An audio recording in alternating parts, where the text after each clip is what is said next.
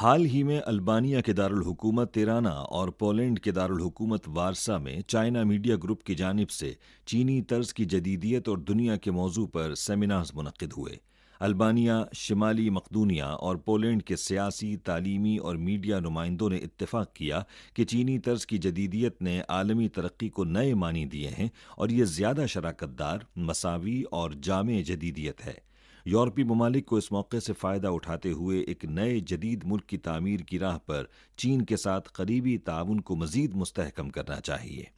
البانیہ کے دارالحکومت تیرانا میں منعقدہ سیمینار سے خطاب کرتے ہوئے البانیہ کے سابق وزیر خارجہ آریان اسٹارلووا نے نشاندہی کی کہ چین ہمیشہ عالمی امن کا معمار، بین الاقوامی نظم و نسق کا محافظ اور عالمی ترقی میں حصے دار رہا ہے، اور چین نے ہمیشہ اس بات کی وکالت کی ہے کہ تمام بڑے یا چھوٹے ممالک کو ترقی کا حق یکساں طور پر حاصل ہونا چاہیے۔